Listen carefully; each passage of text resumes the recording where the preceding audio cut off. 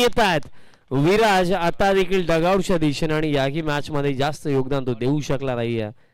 धक्का लागला हा चौथा.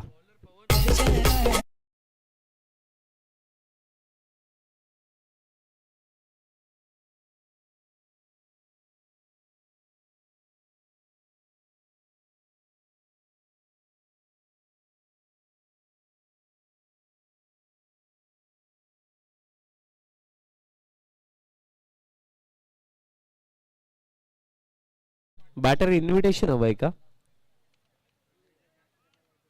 हा बॅट्समन आता दाखल झाला. तेच आम्ही वाट पाहतोय अगदी विराज डगआउट मध्ये पूर्ण पोहोचला तरी न्यू बॅटर ग्राउंड मध्ये येत नाहीये. बॅटर आला ऋषिकेश. भावेश कुठे गेला? ज्या वॉर्नरने मागील मॅच मध्ये लाजवाब बॅटिंग केली होती तो लंच ब्रेकला गेला असंच वाटतंय.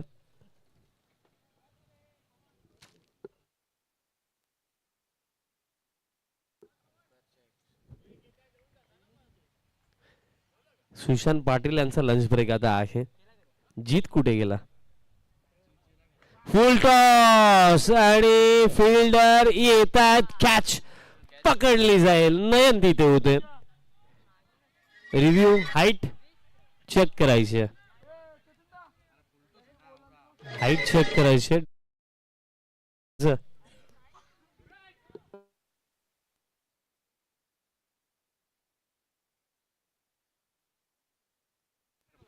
It's a fair delivery. Wicket मिळेल. धक्का आता लागला 5वा.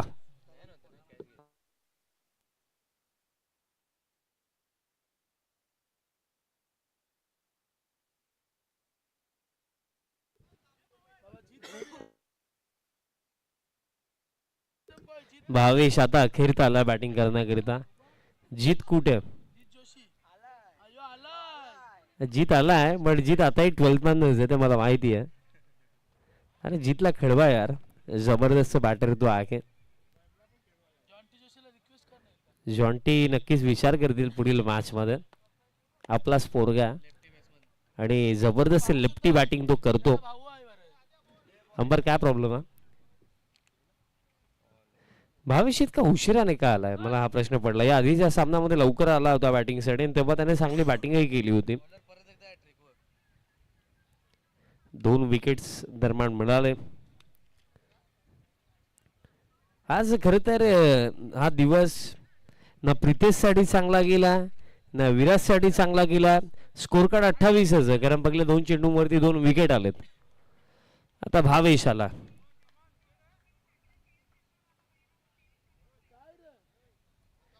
आणि आयुष पाटील साठी दिवस देखील चांगला गेला नाहीये. तर सकाळी 7 वाजल्यापासून वॉर्मअप करत होते पण अखेर तर झालंय का की 20 धावा कन्सीड झाला.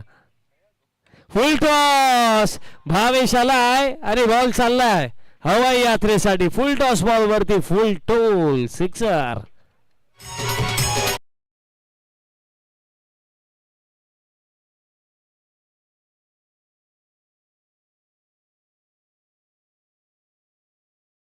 भावेश तर डायरेक्टली डगआउट मधनं सेट होऊन आला. पहिलाच बॉल फुल टॉस मिळाला.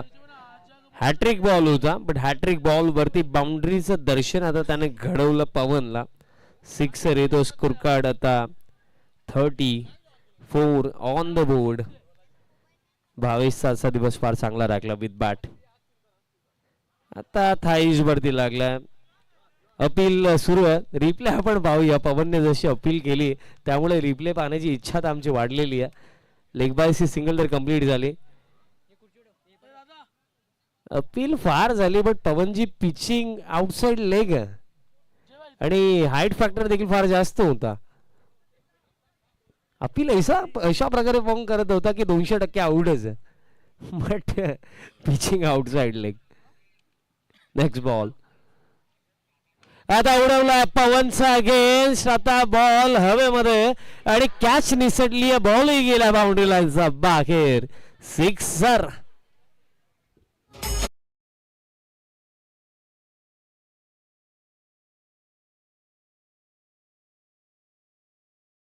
टीम मध्ये पवन असतो ना त्या टीमला एनर्जीची गरज नाहीये कारण पवन स्वतःच डबल एनर्जेटिक आहे.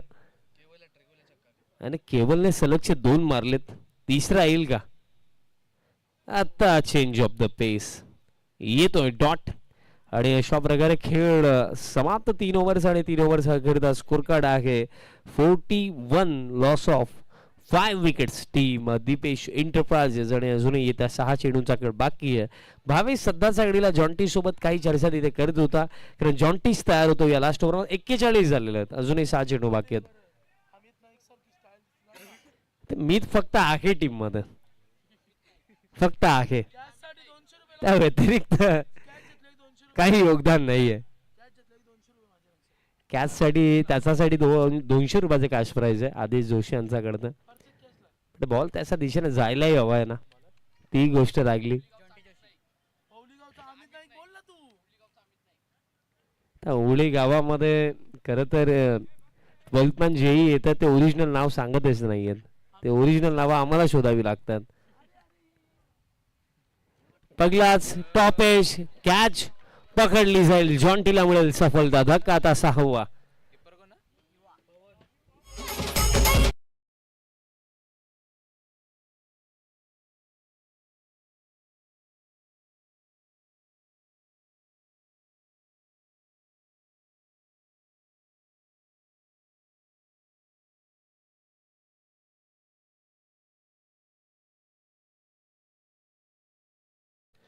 विकेट मिळाली, जॉन्टीने विकेटने सुरुवात केलेली. आणि आता न्यू बॅटर येतात बॅटिंग करण्याकरिता क्रमांक 8 वरती प्रणय आता दाखल झाला. काही टीम मध्ये असे चेहरे आहेत जे फक्त आहेत, त्यामध्ये अभि माडी आमच्या समवेत ऍज अ स्कोरर आता जोडले गेलेत. त्यानंतर याच गोष्टी, आणि इथे पहा एज लागली आहे आणि कॅच पकडलेली आहे पवनने.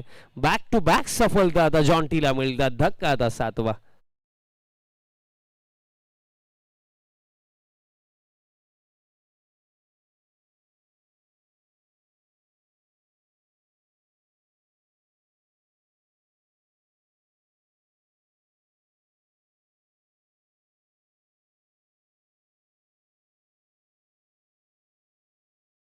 एकदा आता बघा, आतापर्यंत या इनिंग मध्ये तिसरा बॉलर आहे जो ऑन हॅट्रिक आला, बट हॅट्रिक कंप्लीट झाली नाहीये.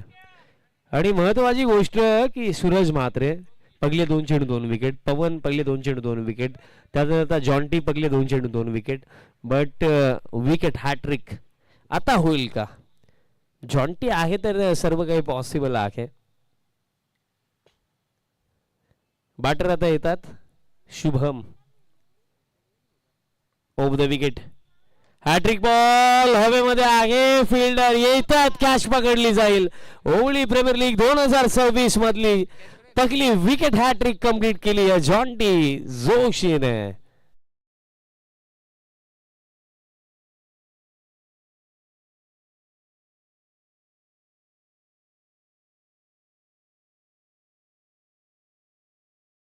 विकेट हॅट्रिक कंप्लीट केली जॉन्टी जोशीने. 3 विकेट लगातार चालले. विकेट हॅट्रिक ही दाखवली जाते आज जॉन्टी जोशीचा बॅटवरनं. लगातारचे 4 षटकार आपण पाहिले. आता बॉलिंग करत असताना OPL अर्थात ओवळी प्रीमियर लीग 2026 सीझन 5 मधली पहिली विकेट हॅट्रिक घेतली आहे जॉन्टी जो